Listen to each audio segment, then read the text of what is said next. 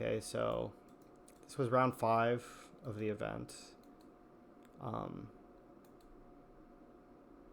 yeah, I'm pretty happy mulliganing this hand. I mean, I could imagine some people might keep it. Maybe if you know it's against green landfall, you could consider it, but yeah, just a lot of problems. Don't feel pretty happy mulliganing this. There's a lot of 5 card hands that are better. Okay, this is a pretty tough choice here, and caused by the fact that it's closed deck list. I mean, it's Moto. You can look up your opponent's name, but they hadn't really been playing much standard recently, and they've been playing all different kinds of decks. I mean, you know, I did try and like look at the time of their matches, but it's hard to get much information from that a lot of the time. Um, so I think the main cards I would probably consider bottoming are a removal spell or Storm Chaser's Talent. Um, Technically there are worlds where you could bottom Artist Talent, but if you want both removal, you probably don't want the Storm Chaser. Um, so let me think. I mean, I guess it's not insane to like bottom Artist Talent and be like, well, I can level my Storm Chaser, but you know, I think I would probably lean to keeping the Artist Talent. Anyway, so part of why this decision is hard is because keeping Storm Chaser ensures that you have a 1 mana play on turn 1, but Storm Chaser is kind of like a lower impact card. Um, I don't have a Boomerang in this hand, and if my opponent's playing like a creature deck, being able to kill their creature on turn 1 and then untap and play Artist Talent's like a very strong play. There's a lot of powerful 1-drops like Momo, Llanowar Elves, Chocobo. I could go on. And obviously, yeah, the sequence of killing those and untapping, playing a talent could be pretty nice. Whereas if I go Storm Chaser, it might be awkward because then if they play a creature I want to kill, then it could get in the way of my Artist Talent. Um, part of why Artist Talent's also nice is that like the level mode is like pretty strong. Like if I draw a land, I don't need to just run out of Abandon on turn 3. I could just level this, and then my turn 4 will be really powerful because I can Abandon for 1 mana. That's just to make people who might be thinking about bottoming Artist Talent something else to consider. The fact that you can level this is pretty strong. And like once you level it, then you already have 3 lessons, so you're gonna have a lot of looks at the Wisdom and the Monument even. But anyway, my intuition was to get rid of Storm Chasers because if they are playing a creature deck, leading on shock your turn 1 play into Artist Talent is such a strong play. Obviously, they might not play a 1-drop, but people usually don't have that much interaction for Artist Talent. So if they don't have a 1-drop and you're on the play, it's already kind of good for you in some ways. But then I'm so addicted to like curving out and spending my mana, and I was like, okay, I think my opponent played like a Reanimator or a control deck recently, and I'm like, there's a chance that the removal's not good in the matchup, and Storm Chaser will have utility in any matchup, and also like if I draw Boomerang, it'll be like nice that I have Storm Chaser. I'm gonna have a lot of looks at Boomerang, but something I didn't consider that much was that like Storm Chaser is like against those creature decks I was talking about when they play those 1-drops. It's like such a high upside to go Firebending into Artist Talent, whereas like if they're playing a non-creature deck, I don't know if it'll make like a gigantic difference if I have Storm Chaser's Talent or not, because a lot of it's just going to hinge on like, is my Artist Talent going to resolve anyway? I mean, it will make a difference. It will be better because like, I guess what I'm trying to say is like, if they don't have an answer to Artist Talent, then I won't really need a Storm Chaser anyway, because I can just like rummage away all my cards. And if they do have an answer to Artist Talent, then the game's going to be a little bit tougher. I might have to level my talent. Anyway, I did end up bottoming the Combustion just because I was like, okay, this way, my bases are covered in more situations, but it's just like a less powerful, which is kind of weird. It's weird to be like keeping the Storm Chasers, playing Storm Chasers on 1 is the less powerful thing, but the most powerful play would definitely be like have this for a 1-drop into Artist Talent, because as I was saying, I mean, I was trying to think it through, and like a lot of the 1-drops they play, I could ignore it for a turn. I could go turn 1 Storm Chaser, turn 2 Artist Talent, and then start killing stuff, which isn't a horrible argument, but you're going to see they are going to play a 1-drop that I can't deal with. It's going to get pretty awkward. And something else I didn't consider that much is the fact that I am mulliganing, and I don't have that many cards to rummage away to Artist Talent, and if I like play the turn 1 Storm Chasers, they're going to be like pretty low on cards, and I'm actually going to have difficulty kind of fueling the rummage, even though theoretically the Storm Chaser is good with this because it makes Boomerang such a good potent find. So yeah, so I end up going for Storm Chaser on 1. And yeah, you can see Mako. This is pretty problematic here, and honestly, looking back, I probably should have more strongly considered killing it. I didn't think through that fact that if they play one of their 2-drops... Well, actually, okay, so I did. So, if they play the Iron Blade Elf, then my Firebending lesson is going to be pretty awkward, because I can't Firebending the Mako, they can just discard cards to grow it.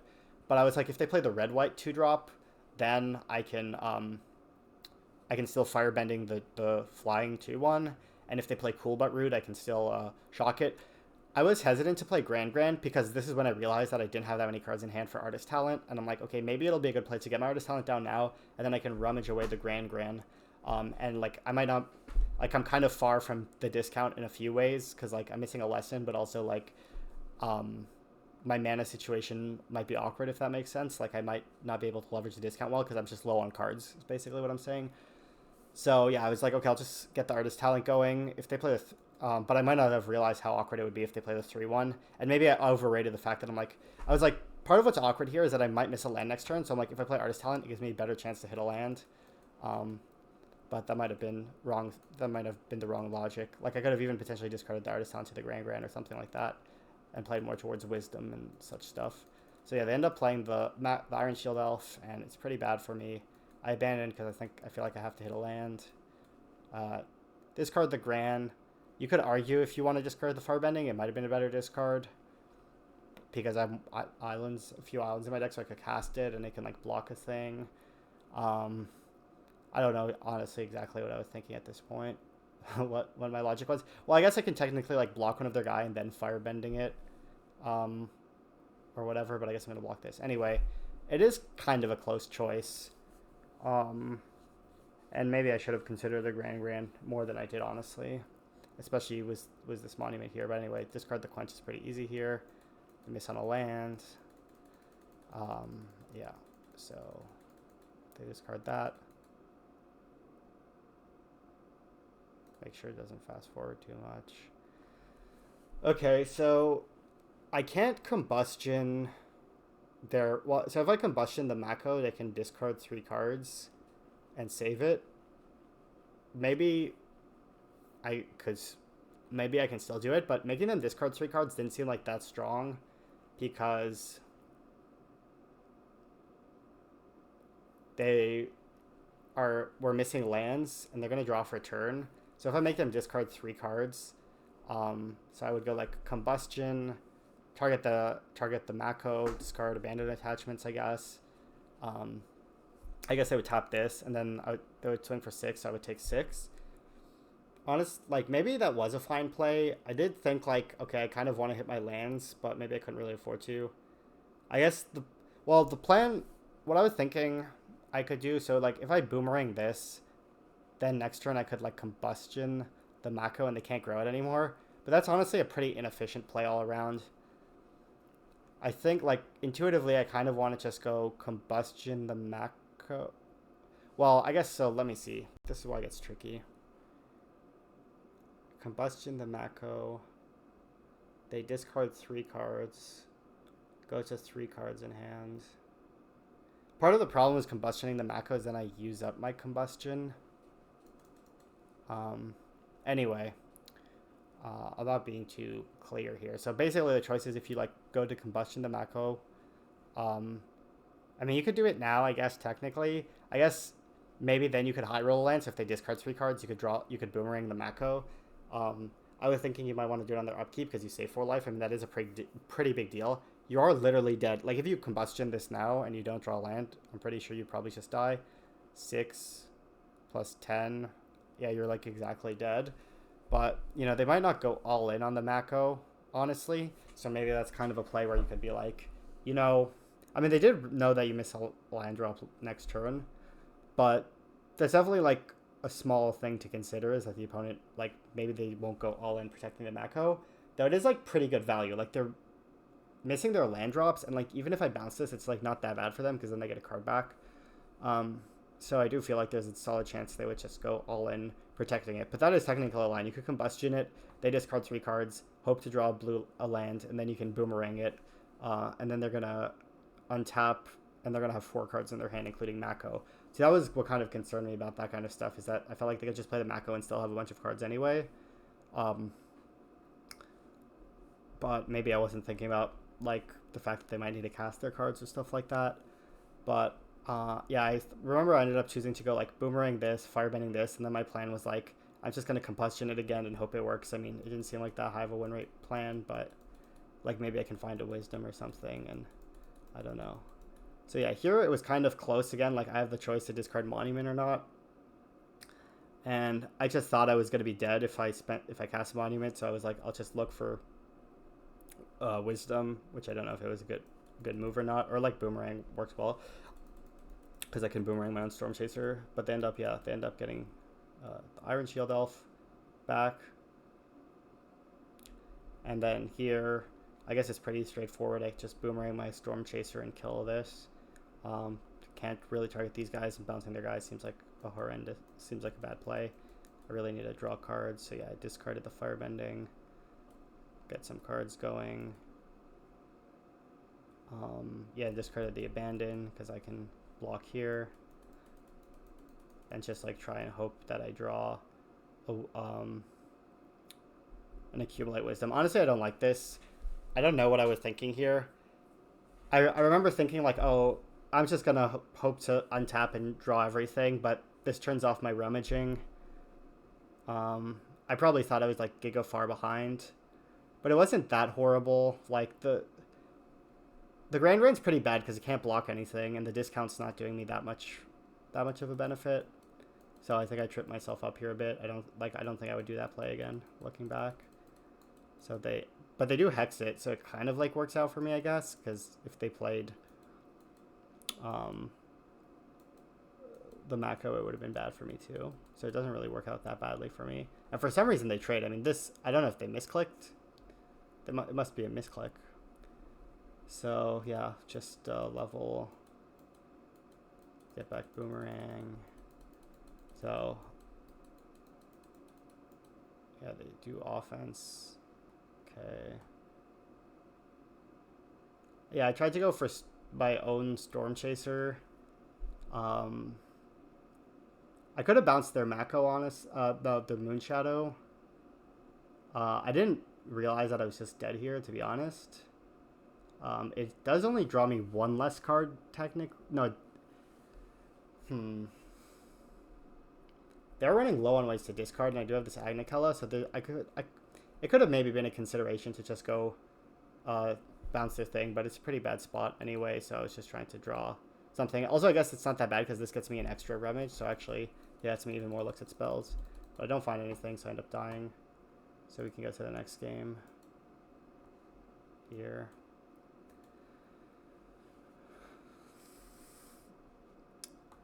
And let's see how I sideboarded really quickly. Okay, looks like I left in 2 Boomerangs as like the worst cards in my deck. Like it could have been the Slag Storm, could have maybe been a counter spell or something, but it just left in a couple Boomerangs. So let's see. Yeah, I feel fine mulliganing this hand. I mean, they don't have a lot of interaction for Artist Talent, so you're not crazy to keep it, but they do have some seam rips sometimes.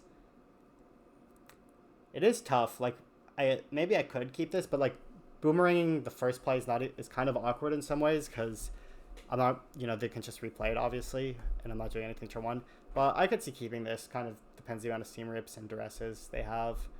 I remember thinking that like my turn 3 might be awkward because I'm gonna go like turn 3 bounce the thing, and then like maybe I don't have good plays. But I guess by turn 3 I have 1-2 draws, but I get a redraw there.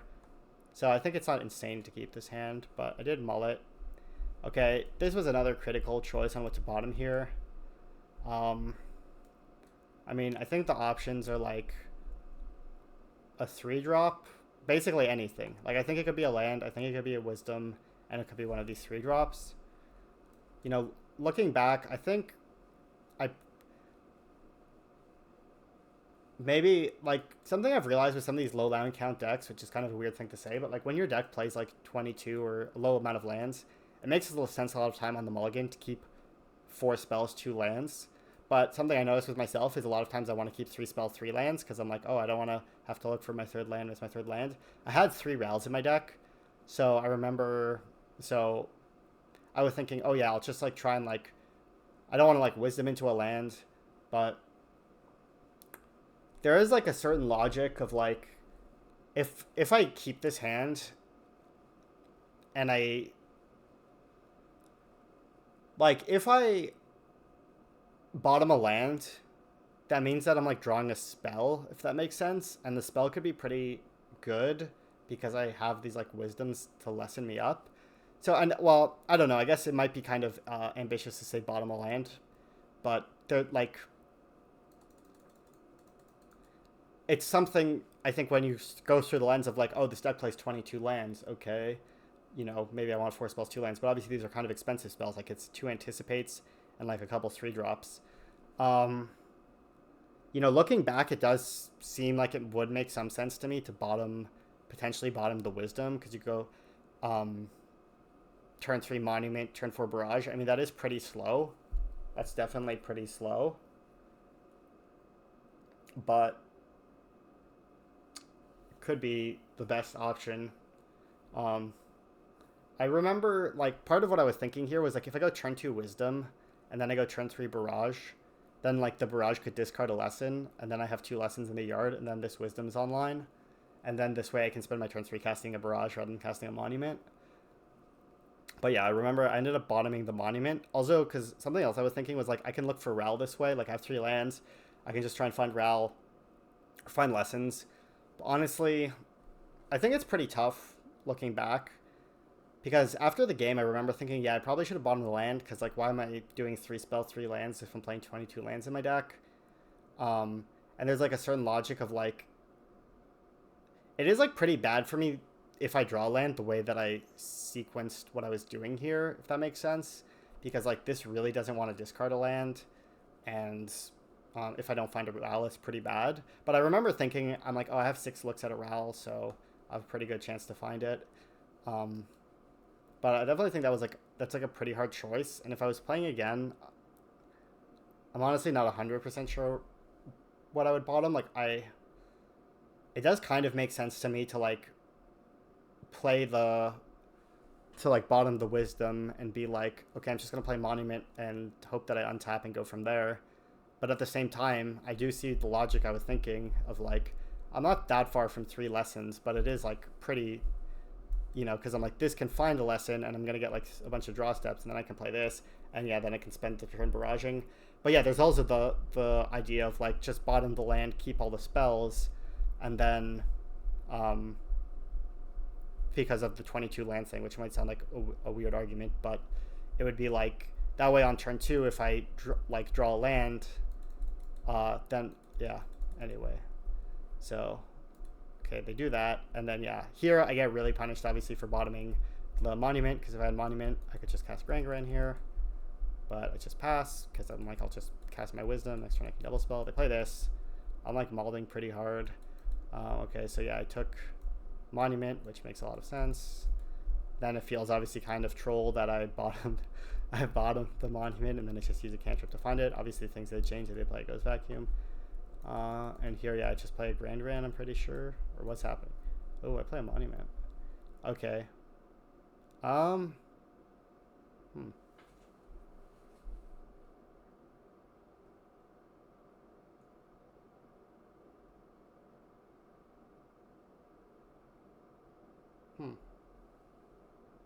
I mean, kind of makes sense because I mean, there's a couple things. Like, if they had a 1-drop, they might have played the 1-drop over Ghost Vacuum, though that's not 100% certain. It's not unreasonable for them to play Ghost Vacuum on one even if they have a 1-drop. Like, Gran can attack into, like, a Mako or a Moonshadow very well. Like, I could Barrage if they try and grow it, but then I don't have my Monument out. So I guess I don't hate this play, but, like, I could go Gran Wisdom, but then I guess it's kind of awkward because I'm going to untap. My Monument's still not in play. So I guess it kind of makes sense why I did this. I'm just like, okay, I'm just going to try and find ways to trigger the monument. And next turn I can just go barrage plus play Grand anyway. So yeah, it makes sense. So they do this. Discard some guys. Just barrage their guy. Pretty straightforward. Here I kind of have an interesting choice between make a treasure or draw a card. So if I make a treasure, I can play the Grand. But draw a card gives me the high roll of I could just draw a land, and then the whole game's easier. And like even if I don't draw land, I have an extra spell in my hand. And like the treasure to Grand thing is kind of awkward because my hand has like a lot of other problems, if that makes sense. So yeah, I went for draw a card. Kind of close, but I don't hate draw a card. It's just be more ambitious. Yeah, so then they do this, and then here I'm just dead on board basically. Yeah, I'm dead on board here. So that was this game. You could see a lot of what to bottom was a really big deal in both those games basically.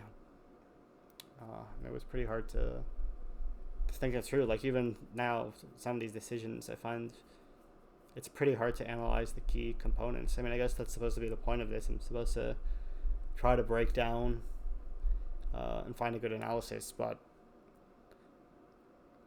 there's a lot of variations of what can happen that make it kind of hard, especially when you're cantripping a lot. Like in the example of this game, when it was the third land versus the second land, I mean the heuristic I was talking about of 22 lands, so like 2 lands can be good to keep in with 22 lands, but it's like maybe that's breaking a bit here because I have 2 3-drops and my 2 drops are like anticipates. In the game 1, yeah, the Storm Chaser thing, that again I think is like a little bit of a hard decision, but I see where my intuition is going. It's like turn 1 Firebending, turn 2 Artist Talents, like really high win rate, whereas like turn 1 Storm Chaser, turn 2 Artist Talents, like a little bit dicier, and the low rummage thing, but yeah, and that was also an open deck list thing. So I guess that was this game.